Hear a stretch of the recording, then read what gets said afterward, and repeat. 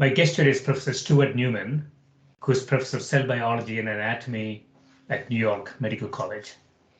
His areas of expertise include cellular and molecular mechanisms of vertebrate limb development, physical mechanisms of morphogenesis, evolution of developmental mechanisms, protein structure function relationships, social and cultural aspects of biological research, and technology. Welcome, Stuart. Thank you. Yeah, thanks for doing this. So I have a couple of your book chapters. I guess they're coming out, either it has come out or coming out. But I want to start with form, function, agency, sources of natural purpose in animal evolution. Yes. Yeah, I find this research extremely interesting from multiple angles, Stuart. I'll talk about it. But in this book chapter, you say, the origination and evolution of multicellular form and function is generally thought to be based on gene-based variation, with natural selection changing the populational composition in the respective variants over time. The criterion for evolutionary success is differential fitness, the relative capacity to leave progeny in the next generation. Theoretical considerations show that this model implies that phenotypic evolution will generally be gradual, based on variations of small effects. But the fossil record of early phylogenesis, notably for the metazoans, does not support the gradualist scenario. Moreover, discordances of phenotype and genotype in extant species, along with existence of a pan-metazoan developmental genetic toolkit, you say, does not support the gene variation-based evolutionary mechanism, at least at the level of phyla. Yeah, so I find this really, really interesting, Stuart. I don't know much about it. I'm not a scientist, but I have a bias going into this conversation, which I always felt that there is physics lacking in biology when we think about life. And we see a lot of organization principles in physics. We know entropy has a positive slope. We know some things that are, generally seem to be true everywhere, and hence they should be true in terms of life as well. And so what is your conjecture here in terms of life? Well, I would say all material entities are physical entities. So we're always dealing with physics, but the question is what kind of physics we're dealing with. So physics is part of nature, but not every kind of material is susceptible to the same kind of physics. So for example, gravitational systems are susceptible to gravity, black holes can form, and so on. Quantum systems are different from that. And when we look at living systems, particularly multicellular animals and plants, they are systems of the middle scale. They're called mesoscale systems. And there's a kind of physics that pertains to mesoscale systems. The physics of viscoelastic, soft materials, solid state, excitable materials, and so on. So we have to kind of put our focus on that kind of physics. And of course, genes are always involved in living systems, but what are genes doing? Genes are, we're familiar with the idea that genes can specify enzymes and mediate chemical reactions. That everybody accepts. Nobody wants to think about genes separate from chemical reactions. But genes also in middle scale systems can mediate changes in form and function. And they do that by mobilizing the physics of the middle scale. So for example, just an example, if you look at a drop of water, if it's just in a vacuum and it's going to be round. And why is it going to be round? Well, obviously, if it's water, it doesn't have genes to make it round, but it has physics that makes it a sphere. Okay, Well, also a cluster of cells. If the cluster of cells are, if the cells are uniformly adhesive and they're sticking to each other, if no other forces are being acting on them, then this cluster of cells becomes a sphere. And we see that embryos begin their development as spherical structures. And it doesn't have to be any genes to make them spheres. They didn't undergo natural selection to make them spherical.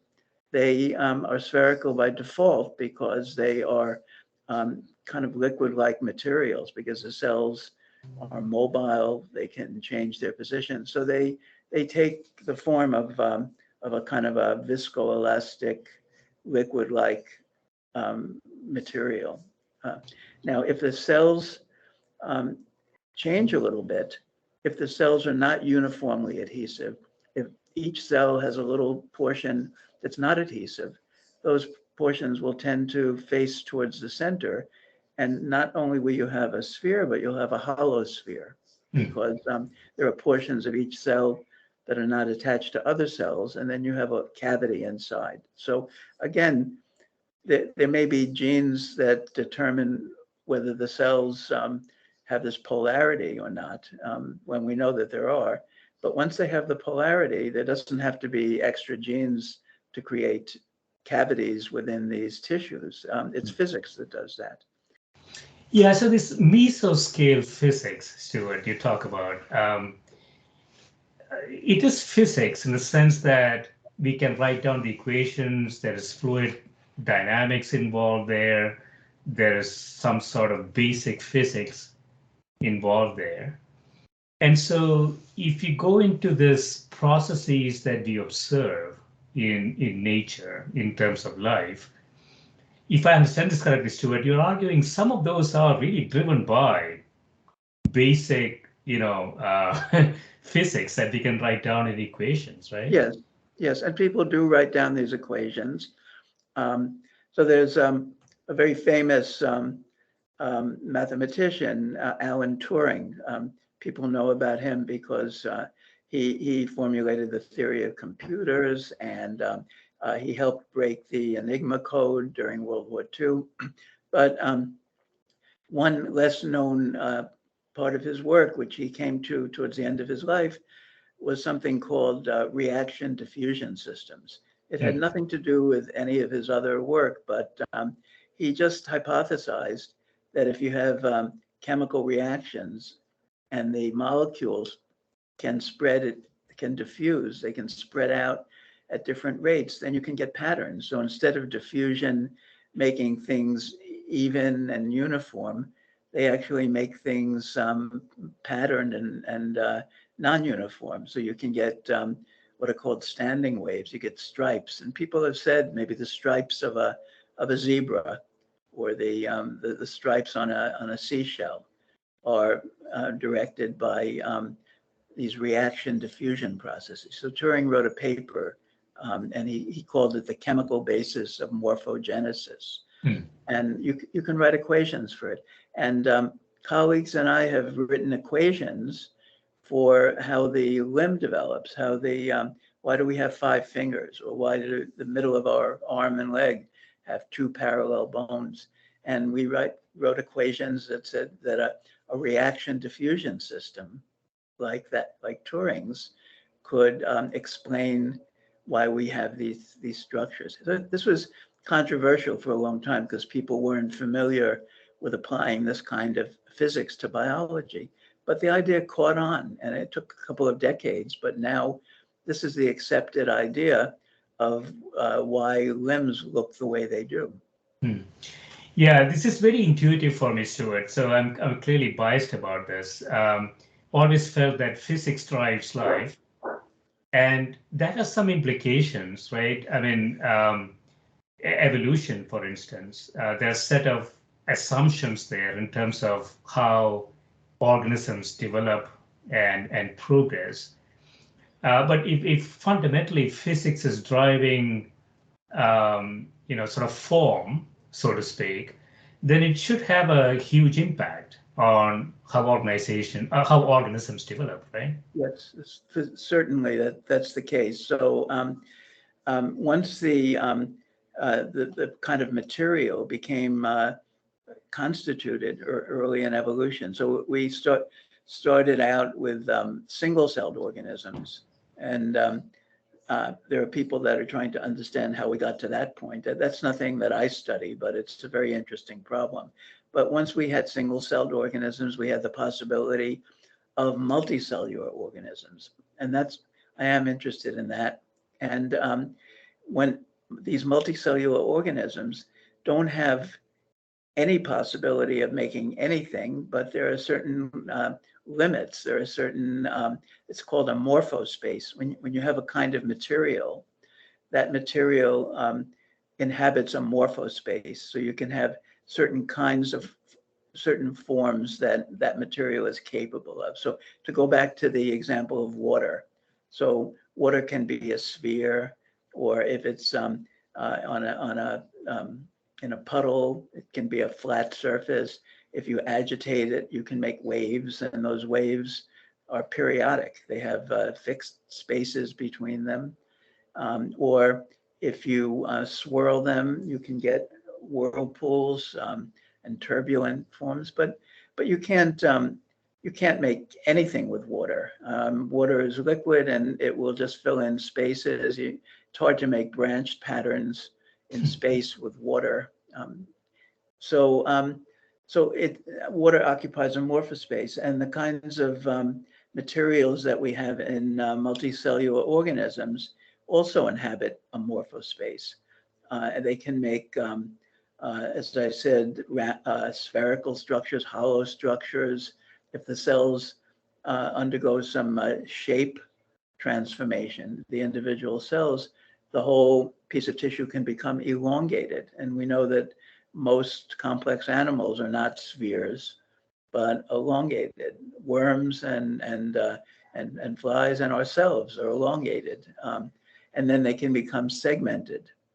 And you can write equations for how the ingredients in animal tissues can interact with each other so that they can create segments. And people have done that. So, but when this morphospace is present, it doesn't mean that it's inhabited all at once. So the earliest multicellular organisms that we know of were in fact spherical. They were the simplest form. Some of them were flat if they were sitting on a surface, but they weren't too complicated looking. But over time, with genetic change, they began to explore the morphospace more completely. So you could almost predict ahead of time what kinds of forms you would get, even though it took millions and millions of years to get there. The morphospace wasn't inhabited all at once, but it was there as a potential.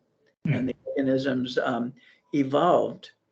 And there were some, of course, unexpected pathways that they took, but you could always kind of retrospectively look at the organism and say, yes, this kind of material could certainly make that kind of form. And that's at the limbs that we have. There are other animals that have branched appendages, and you can understand that this is just a characteristic of a certain kind of tissue. Yeah, I was thinking, Stuart, I was involved in engineering, so we have this mathematical constructs called finite element analysis and computational fluid dynamics. And we use this in engineering systems like aircrafts or power plants and things like that. If I understand you correctly, we could take those methodologies into thinking about boundary conditions, initial conditions of organisms, and we will find something there in terms of engineering, right? Yeah, in fact, some of my papers, the finite element analysis is something that we've used. I'm not an expert in it, but I've collaborated with people who are, and in trying to understand how appendages grow out of the sides of our bodies. We used finite element analysis and how the patterns form skeleton inside these masses of tissue. We used finite element analysis for that. So we do have papers on that. I want to take a bit of a detour. I know if it's fruitful, but I just want to get your perspective on this. So in some sense, what you're arguing is that there is sort of foundational physics involved in life. And I think if I understand your latter papers that we will talk through, it's not quite physics. There is also other things going on there. Yes.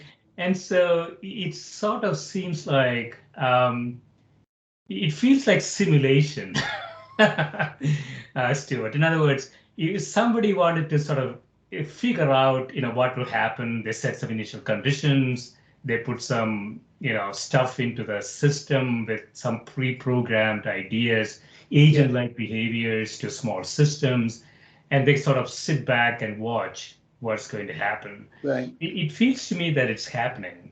Right. Do you think like that? Yes, so people are doing these simulations, but there are unexpected properties. So if you look at a liquid, the molecules in the liquid move around by Brownian motion. This is just kind of a random physical effect. It's stochastic.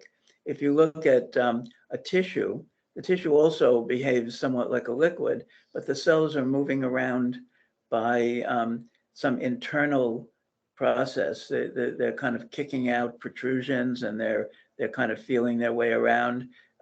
Non-living systems don't do that kind of thing. So we call the cells agents.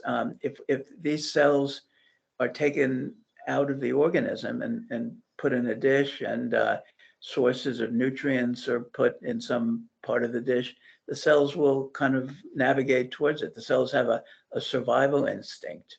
They will want to kind of keep alive and search around for nutrients and search around for interactions with other cells. So we call this agent-like behavior. The cells are, because they're alive, so they have agency, and we don't really understand that physically. I mean, I don't know of anybody who thinks something is going on there that doesn't involve physics, but we don't understand the physics of agency of cells. So we just kind of, in doing models, like there are systems called social amoeba or social bacteria. They're single-celled organisms in different categories of life. Some of them are prokaryotes, like bacteria. Some are eukaryotes, like amoeba. But the cells have agency, and they interact with each other, and they build three-dimensional structures, and they stream, and they move towards centers, and then they build little towers, and then they put out spores. So they're doing things that are partly understandable by the physics of liquids and solids and phase transitions and streaming effects. We can understand a lot of it by physics, but we can't understand all of it, because at some point the cells become isolated, and then they start looking for things. Well, we don't have a good model for how that happens, but we observe it, and it has to be put into any computer model of how these organisms develop. We can't ignore it. We can't say, we understand it all on pure physics, because we don't. There's this kind of agency that is still a puzzle for biologists. I wondered, Stuart, and I'm just asking these questions without knowing much about it. I wondered, when you say cells have agency, it is sort of in our scale. So I can take it to, say, electrons, protons, quarks in one direction, and I can start saying they have agency too. And then I take another direction. I can, think about planetary systems, big structures, and I can observe some things, and I can potentially say they have agency as well. So is this observation that cells have agency is sort of a scale problem? In other words, that is sort of in our scale, so we see it. Is that the, Well, what do you think about that? Yeah. it's partly a scale problem, but it's partly there are kind of qualitative differences at different levels of organization. And living systems have properties that we don't see elsewhere. So, for example, yes, electrons will be attracted to protons, and you'll have affinities, you'll have interactions. And there are some philosophers that say there's a kind of form of, of consciousness or willfulness that pervades all of nature. They're called psychists. And it's being discussed a lot. It was discussed in the 19th century, and then it was kind of in eclipse for a while, and now it's coming back. People are talking about it. But I think everybody recognizes that even if different levels of nature have different kinds of affinities and motives and so on, there's kind of nothing like living systems in that regard. Living cells, want to survive. They want to reproduce and live. I say want, but they certainly behave as if they want these things. And I think you can't say that about planets or about quarks, or you can't say it at all levels.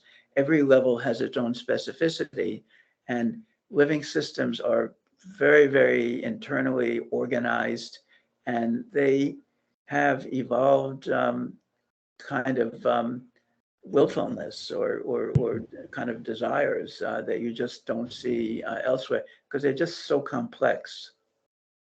Yeah, it could also be a size problem in the sense that you need to have some sort of a hardware to house the software that drives life, so to speak. Yeah, and the hardware is Um, very, very yeah, complicated in the case of life. Yeah. very complicated. So I want to go into your 2018 paper, Inherency. You say here's the notion that biological forms are limited and predictable clashes with the commonly accepted theory of evolution, which favors the idea that morphology is molded by selection and adaptation and arrived at opportunistically. In sciences other than biology, it's commonly recognized that a fixed range of forms is inherent to every type of matter, and that variability, where it exists, is only expressed within that range. A familiar example you say here is snowflakes, infinitely variable, but always within that six-fold symmetry dictated by the crystal structure of ice. The discrepancy between the most popular theory of the evolution of form, natural selection, and the rest of scientific thought, concerning the structure of matter, is tied to the era when modern evolutionary thinking first arose. So in some sense, we have been biased by physics as we look into biology, right? And we sort of trying to apply the same principles there. But if I understand this correctly, Stuart, you're arguing there's something more there than typical. Now here, there's something, this inherency, I think it applies to all forms of matter, not just living matter. But and the snowflake example is one. We know that when water crystallizes, it has certain inherent forms. And even though there's so much variability among snowflakes, they all have this symmetry. Another example that's very familiar is the periodic table of the elements. We have 100 plus elements, maybe 110 plus elements, but and they didn't appear instantaneously when the universe began to cool. They appeared sequentially. They were based on interactions with one another and collisions. But when they all kind of appeared, they appeared according to the laws of quantum mechanics. They only could be those and no intermediates. Those are the ones that were inherent to that kind of matter at that kind of temperature and so on. Hmm. So what I'm saying about multicellular organisms, they have certain inherent forms. That's the morphospace idea that I talked about. But this is something that has been generally neglected in evolutionary theory. I mean, you have some outliers like Darcy Thompson, who is somebody he wrote a book called On Growth and Form, where he talked about the physics of forms and different forms being inherent to different scales of matter. And there were a few other people in the 19th century. There were philosophers that talked about the laws of form. But this has been, ever since Darwin, this has been unpopular because Darwin's theory was that everything could change a little. And if it was successful, it would last, and it would last in preference to other things. So you could basically do anything. Now, a lot of modern evolutionary biologists will disavow that. They'll say, well, we don't think it can do anything, but what do they think it can do? They're missing this idea of inherency. It's the inherency of plant tissues is different from the inherency of animal tissues. And those two are different from the inherency of masses of bacteria, which also make forms. So it's basically, you have to understand not only the genetics of the cells that you're dealing with, but you have to understand the material properties, and that gives you certain inherent forms. So to kind of reiterate what I said before, if we want to understand why is it that we have a segmented body, if we look at our backbone, we see segments, but a worm is segmented also. And insects are segmented also. We're very different kinds of organisms. We share some genes, but we diverged a long time ago on the tree of life, and many of the intermediates didn't have segments, but this segmentation kept on reappearing. Now, why is that?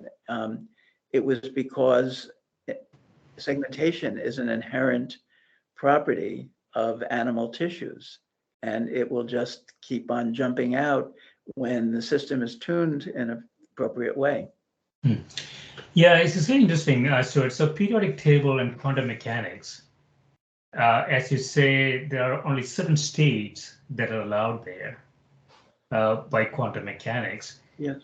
Would you say there is sort of a quantum mechanical view of life? I mean, there are only certain types of life or certain types of features are allowed on life? Well, I can't say that, but I can say that once a kind of material comes into existence, like the kinds of organisms we call metazoans, those are what we are. We're metazoans. All the animals are metazoans. And you could say that the metazoans have certain inherent properties. There are other organisms that are related to us. The fungi, they're actually they're kind of cousins. They're not very distant relatives, but they look like mushrooms, and they have they put out kind of streams of kind of slimy type material, and make tendrils and stuff. Well, we don't do that. So, but they have properties that are somewhat related to our properties, but not exactly. So these are different kinds of materials with different inherent properties. And when you have an evolutionary tree where you have a kind of a genealogy where you've started making one kind of thing but stopped making another kind of thing, then you get new inherencies. No, I was thinking, so again, going to the periodic table, as you mentioned, from hydrogen to uranium, we have, I don't know, 100, 110 different varieties there. Yeah. But it's only 100 or 110 varieties because we cannot have 45.5, in there. So right. If you look at life in a periodic table, are we to a position to say only certain forms of life can exist because they have to jump the quantum states to go to the next form, right? I would be reluctant to say that what couldn't happen. I think that the periodic table is a good analogy for any one of these types of organism. Like any one of, they're called superphyla or kingdoms or something. So uh, the the animals are an example. They're a kingdom, and you could look at the periodic table of the animals.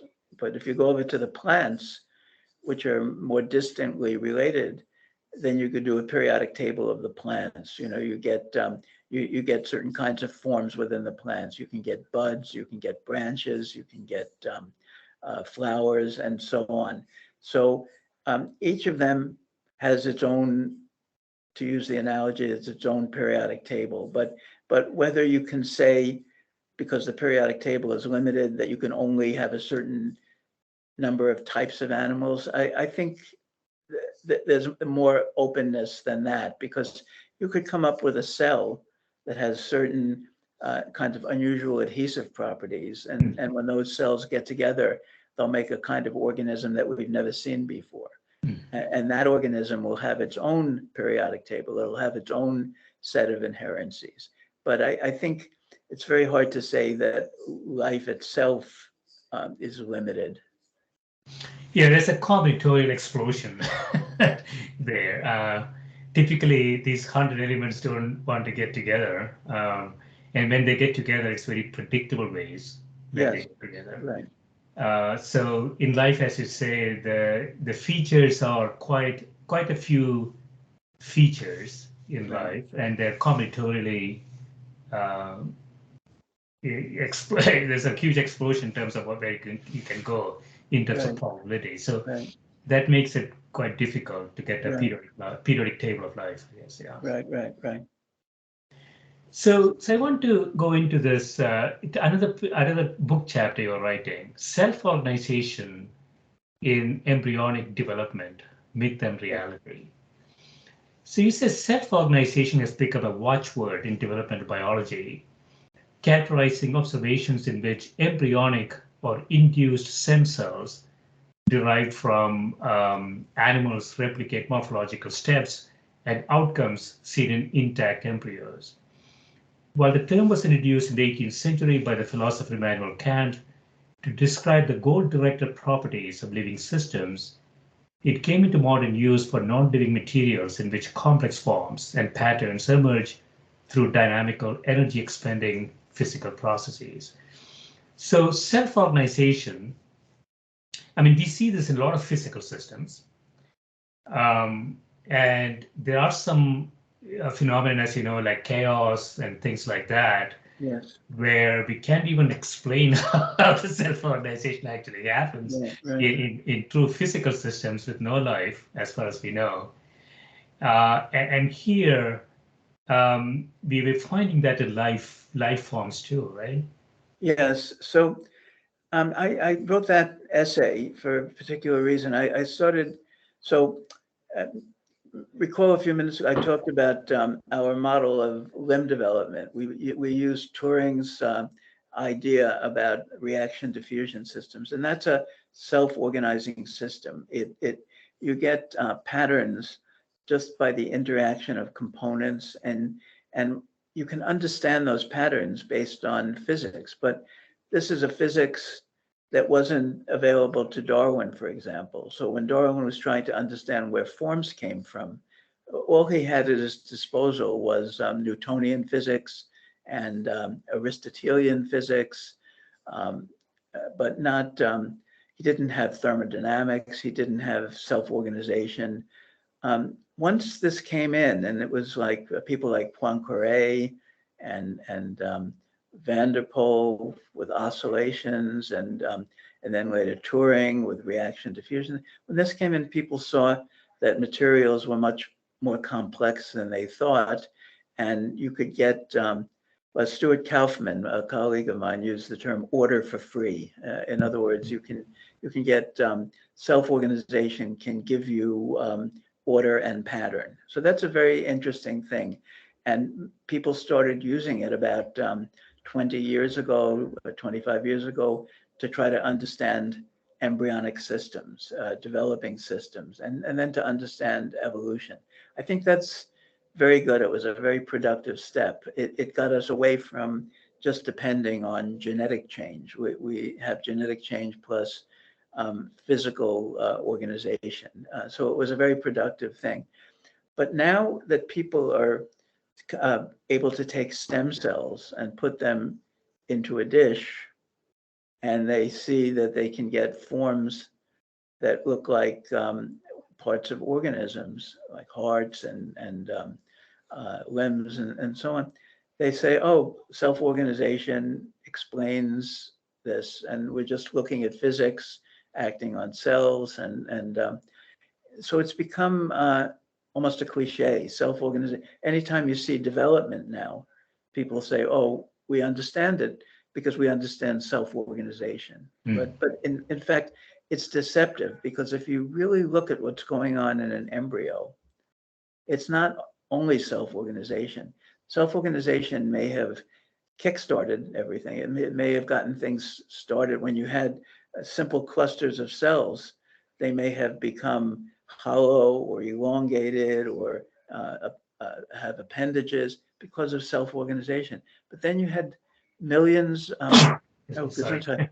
millions of years of evolution that took those forms and reinforced them and consolidated them and built on them and solidified their ability to appear. So in a modern day embryo, it's much more complicated than self-organization. So when we look at a developing system, you can see maybe the remnants of it having originated by self-organization. But you can't say, just because I understand a reaction diffusion system, I understand what's going on in the limb. That's really too naive. So I think it's really somehow this very unpopular idea of self-organization. I mean, I struggled to get it accepted when I proposed it in my own research for many years, and there was a big resistance to it. But then it became accepted, but now people are misusing it. They're using it as an explanation rather than as a component of the evolution of this process. And they're thinking that they understand something that they don't. Yeah, that's the part I want to understand a little bit, Stuart. So when I think about self-organization, I think about entropy. So if the universe has an objective of always increasing and accelerating entropy, then self-organization will be a way to do it, because you create structure inside, but you create higher entropy in the system. And so if universe does have that objective function, then you would see self-organization everywhere in physical systems, I would imagine in life systems and so on, right? Right. And so is that what we see, or there's something more to it? I think there's something more. So self-organization can get things started, and it's certainly all pervasive. But let me go back to an example I used before. If you take a cluster of cells, the cluster might start out very uneven. It may have little pieces sticking out. It just may be very rough. But if you leave that cluster in a culture system for a couple of days, it'll become a perfect sphere.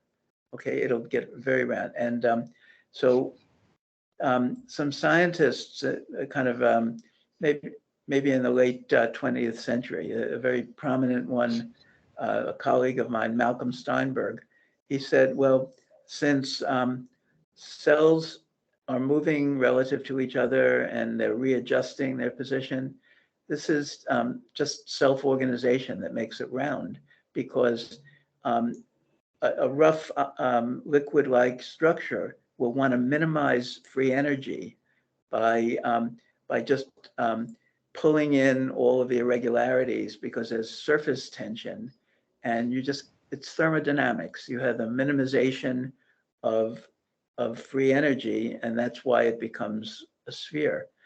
And this idea became attractive for a while because, and it was called the differential adhesion hypothesis. It's simply based on the adhesion of cells. You minimize free energy and you get a structure, and that structure always comes about if you have that kind of cells. So it was a thermodynamic argument, and it was an entropic argument. You're minimizing free energy, of which entropy is a component. But then some other scientists pointed out these cells also have things going on inside them, and those things are kind of tugging at the membranes of the cells from the inside. So the cells are changing their shape in a way that liquid molecules never do, and they're changing their shape actively. So they said, well, there's thermodynamics involved, but it's more complicated. They called it the differential interfacial tension hypothesis. And interfacial tension was between cells or between pieces of tissue, was based more on than on adhesion. It was also based on the tension exerted from the inside in each of these cells. And that is a biological effect that you don't see in non-living liquids. So the thing is that it became more complicated, and now it's accepted that there's some self-organization going on, but it's not only self-organization. There is active cell activities that are contributing to this, and that's why it becomes round. Yeah, so there appears to be a different objective function inside there that is potentially in conflict with the universe's physical objective function. If that's the case, then there has to be something programmatic. There has to be something that is put into it, right? I mean, you cannot fight physics unless you have power to fight it. Well, agency can fight physics. So sometimes you see effects where the physics is tending in one direction and the cells are fighting that and they're resisting it. Sometimes they conform to it and sometimes they resist it. So that's why there's always this interplay between physics and agency. And it's, so I think you can't explain development without using both of these ideas.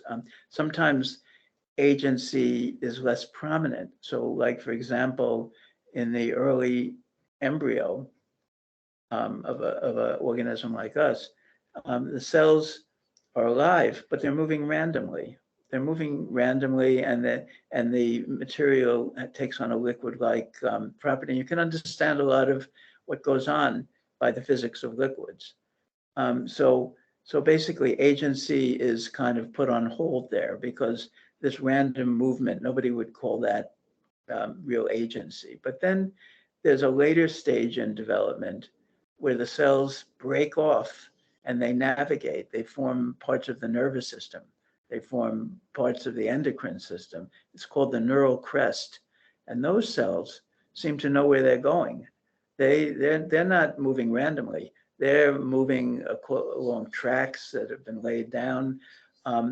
So they're becoming more like agents. So there, it's hard to understand what's going on purely on physics. You have to assume, even if you're writing a computer model, you have to assume the cells know where they're going. They like something and that's far away from them, and they're trying to get there. So that's not pure physics. Yeah, I mean, it makes it really fascinating. So you would argue, if I understand you correctly, you would argue there are a few lines of code in there. Code that gives you agency, as you say. Well, that's one way of looking at it. I mean, that's a way of simulating it, at least. In other words, anybody who's used agent-based simulations for embryogenesis and cell navigation, they made the cells like little computers. But there are arguments from philosophers and people who looked at it that there's something that defies kind of automata type of modeling in this kind of in real cell agency. So you can get partway there by treating them as little robots, but there's something they cells kind of navigate external conditions that are somehow not pre-programmed or not. They can make kind of creative moves that defy any kind of idea of pre-programming. And people are struggling with it. You know, people are coming up with better programs that may anticipate external changes better, but it's really a kind of a moving field, and it's not really settled. Yeah, I mean, it's really interesting. So, I mean, we have the swarm, type things going on, right? So But you say, you take an agent and you have a few lines of code in there, and then you let those things fly, yeah, and they get to positions that you can't really anticipate predictably. So that's why I keep thinking that, so if there's a code in there, Stuart, in these cells, they are defying physics at some level. Um, do you think this happened naturally, or do you think this happened artificially? right. I'm just thinking, somebody just wanted to see what will happen. They put a few cells into the Earth's environment, and just sitting back and watching what happened. Yeah, I think it happened naturally. I mean, that's my own view. Uh, I but I but I don't know how. It's beyond anything that I've studied, and it's if there's a code, it's I don't know the steps that led to it having that code. I can't even imagine them, and organisms are very creative in a way that we haven't seen artificial systems exhibiting that kind of creativity. So, I mean, I'm committed to a kind of a naturalistic science, and I don't, I don't think it was contrived. And if it was contrived by some extraterrestrials, then you have an infinite regress if you kind of take that tack. So, Yeah. so I'm committed to a naturalistic uh, interpretation or explanation, but I think it's a big mystery. And I think scientists, you find many people denying that it's a mystery, and I think that's not right either. I think it's very mysterious. It's a very deep question. We can be scientists and approach the question and not throw up our hands, but I don't think we should trick ourselves into thinking we understand more than we do. Yeah, totally. So, but if it's a naturalistic, as you say, explanation, then would you say that as we create artificial systems, it's not going to happen tomorrow, it might happen 100 years, 1,000 years from now? If it is totally naturalistic, then these things could actually get there, right? I mean, they could start getting some of this code and sort of form Right. themselves. Well, I think artificial systems can become very sophisticated, and I think that their sophistication could threaten us. But I think it's but one thing we have to realize is that these artificial systems are really a product of life, because we make the artificial systems. They're not going to be there, but without us. So this is like the extraterrestrial infinite regress again. In other words, if you come up with an artificial system that we've made that is even more sophisticated than us, fine. But how did we get here? So the thing is that making an artificial system that is arbitrarily complex and creative and so on doesn't really solve the problem of how something like that comes about in the first place. Because if you have to assume life in order to get more sophisticated life, you're not really solving that problem.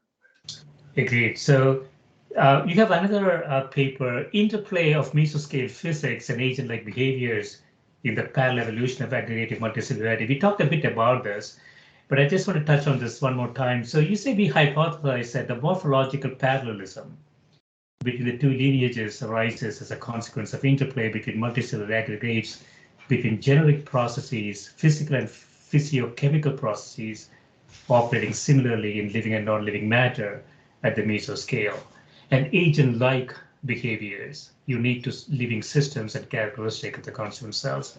So this is really the stress point here, right? You argue that there is something special about living systems that we can't quite, I mean, there are some characteristics of living systems that are quite similar to physical systems. We can see that.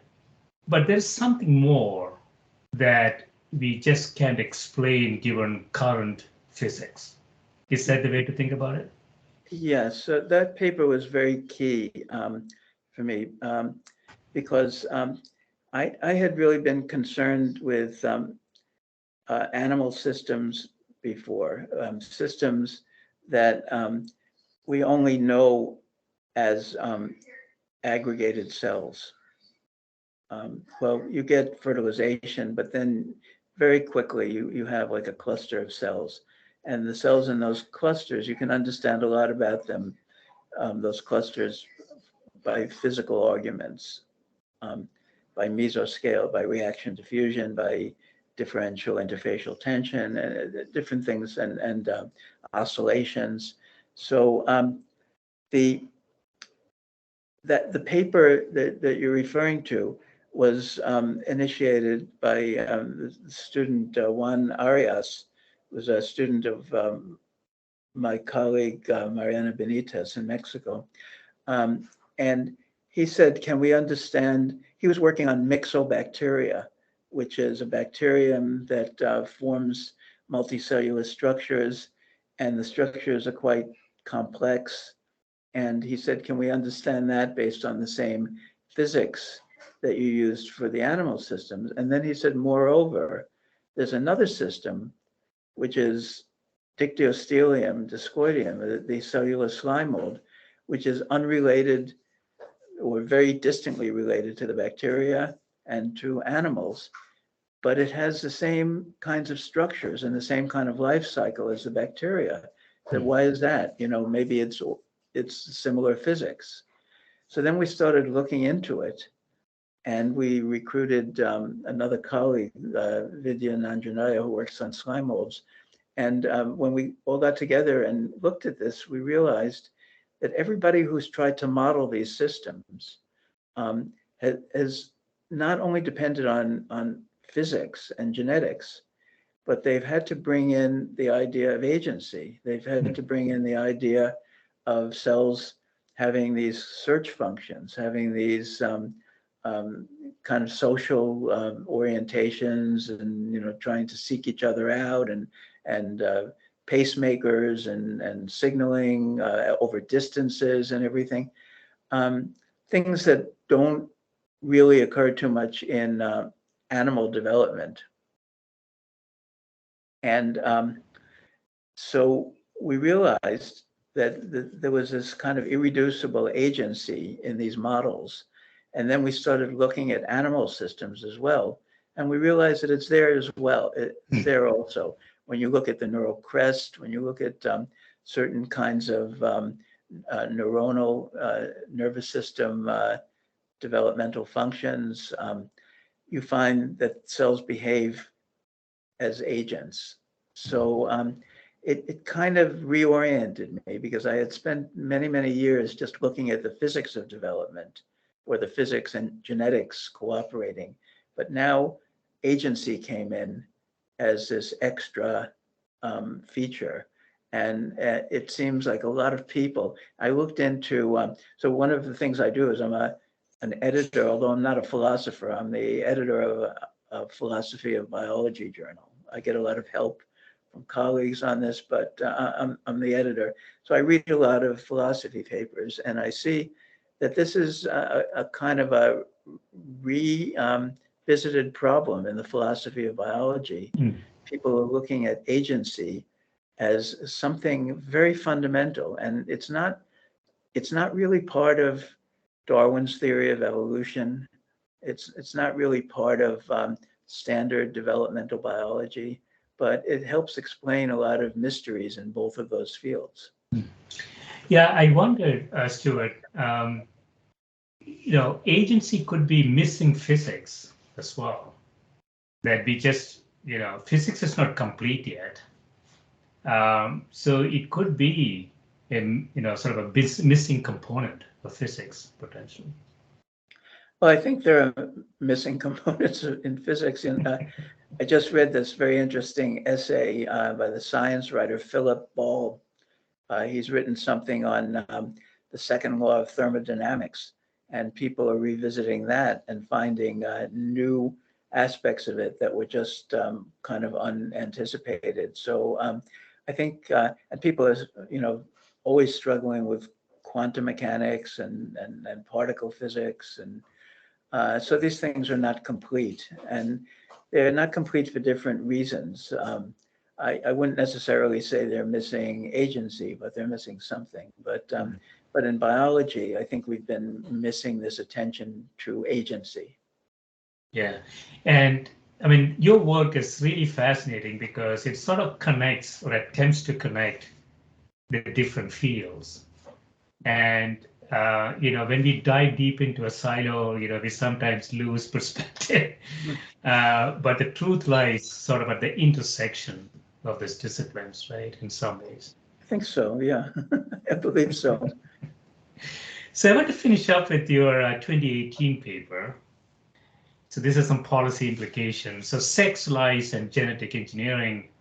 Why we must, but won't, you say, ban human embryo modification. You say as any technology becomes more powerful and versatile, there's an inclination to accept claims that it can be used to make things better.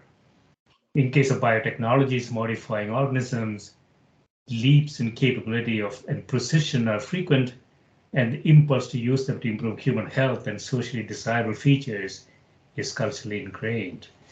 So we are sort of in the biotechnology time frame here. A lot of stuff is happening. A lot of stuff people thought will happen but hasn't happened, which is also interesting.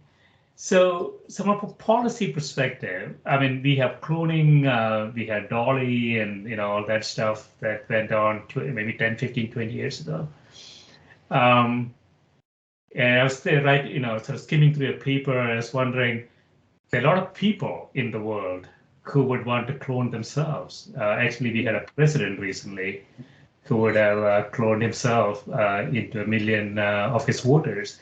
So this is a pretty dangerous technology in some ways, right? So where are we in terms of regulation and ethics and technology? Well, I think it's we're not in a good state. I think that for many years, biology has been dominated by the idea of the gene, and what we've been talking about over the last hour has been kind of moving beyond the gene to explain why things happen in development and in evolution. And I think this is really gaining hold among basic scientists. But in technology, I think there's still this obsession with the gene. And people, well, cloning is the idea of reproducing a genome, a collection of genes, and the idea that you would get the same person back. And it's very clear that you don't. I mean, people are cloning their pets now, and the pets come out differently. It's not the same animal. But so there's much more determining an organism than its genes. Even if the genes are identical, then you don't get an identical organism. And when it comes to genetic engineering and the CRISPR technique, we can make very precise changes in genes, but we don't know what we're going to get. I mean, it's become very clear that this very same gene in two different individuals will act very differently, and it will have different contributions to the phenotype. So if you think that you can look at a person before they're born and take out a gene that you think is bad and plug in a gene that you think is good, well, that bad gene might have compensatory genes that are making it not so bad. And if you put in the so-called good gene, you might be getting something worse than what you would have gotten otherwise. So it's really a kind of very primitively scientifically based concept. Even though you can get as precise as you might want in making the changes, and that precision is not what people are saying either. I mean, you can change DNA in a test tube using CRISPR very accurately, and you can change DNA in a bacteria using CRISPR very actively. That's where CRISPR evolved. But if you try to change DNA in an animal using CRISPR, it starts out with the change you want, maybe, but then there's all sorts of the organism fights the change, and you don't necessarily wind up with the change that you expected. And this happens again and again. So it's a technically imprecise technique, even though CRISPR itself might have some precision. And then the theory behind it, that which is called genetic determinism, that you're going to get what you want if you know the genes that you've changed. That's really a bad idea as well. So then, but people are sold on the idea, they're sold on the idea that they'll be, their children will be improved by this, or it's really a lot of propaganda, really. I wrote a book about this with a colleague, a historian, Tina Stevens, called The Biotech Juggernaut, about how that lots of companies and kind of entrepreneurs have tried to sell the idea that we're going to improve ourselves and we're going to improve our food and everything by just manipulating genes. And you can see that they cut a lot of corners and they make a lot of claims that are not really true. But the regulatory system is very slow in acting. It will like some genetic engineering method involving mitochondria, the energy extracting organelles inside the cell, that has been approved in Great Britain, and it's being used now to try to prevent diseases that are associated with mutated mitochondria. Yeah.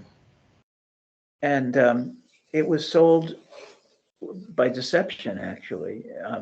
I mean, people would say, oh, what we're doing is we're transferring mitochondria. But they weren't transferring mitochondria. They were transferring nuclei of cells of an egg into another egg that had good mitochondria. So they were actually stating it incorrectly in order to get it more palatable. And it passed Parliament, and it's approved now. So luckily in the US, it's not approved. The arguments on the other side have prevailed, but that might just be temporary. And you could be making mistakes along the way. I mean, you could be making people come out worse than they would have been. And actually, it leads to intolerance. It leads to lack of acceptance of people who have certain variations. So I think the whole thing is a kind of a misconceived idea, and it kind of flows. I used to think of it as a separate thing that I do, kind of watching out for the misuses of biotechnology. It was like a hobby, but it actually converged with my main scientific effort, which is trying to figure out what else is going on besides the genes. Yeah.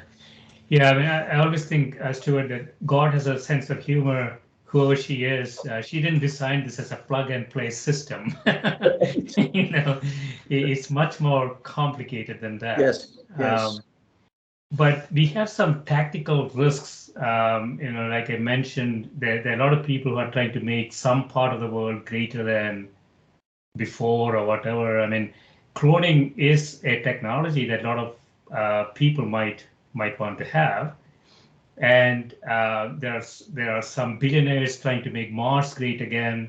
So you may want to get a group of people who are more robust to go to Mars with that technology. So we are at the cusp of, from a regulatory and ethical perspective, what what should be there, in terms of thinking about this, right? Yes. Yeah, It's yeah. yeah, I think we have a lot cut out for us to, if we understand the science, or if we understand the limitations of the science, then we have to fight very hard to prevent a very naive science from being misused. Right. Excellent. Yeah, this has been great, Stuart. Thanks so much for spending time with me. Thank you. It was really a pleasure. Thank you.